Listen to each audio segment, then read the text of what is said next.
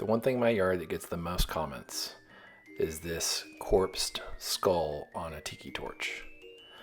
Watch this video and I'll show you how I took some basic simple skulls and made them look like this. Started with the trip to the craft store where I just got some really simple, cheap skulls. Nothing fancy here. And then you have to take apart the jaw because you want them to look like they're broken and kind of really messed up. I took some epoxy sculpting clay and then I shaped some really mean, snarly looking eyebrows. And then kind of reattached the jaws. Next, I took some liquid latex. You can get this kind of stuff on Amazon. And also taking some old spider web, you know, the kind you stretch on your outdoor shrubs and stuff. I was able to dip that into the latex and then spread it across. You want to make it kind of look like it's flesh, like it's been stretched or kind of hanging on, and the latex does a great job at that.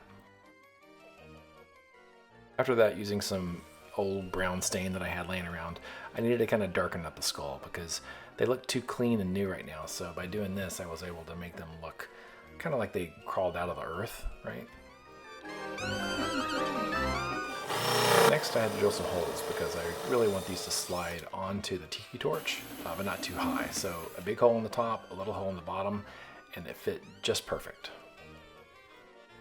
And the last step is to take some outdoor acrylic paint. I just had some that was some basic colors that had a little bit of a darkened flesh and blood color. So by watering them down, they were able to drip nicely over the skulls. Add a little black to kind of darken it up, add some red to make it look kind of bloody.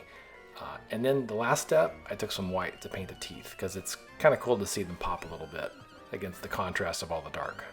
I also had some extra wigs, and so I was able to glue on some hair to make it look even more realistic. Simply screwing them onto the top and then using a zip tie is all it took to kind of hold it up on the pole. And that's pretty much all it takes.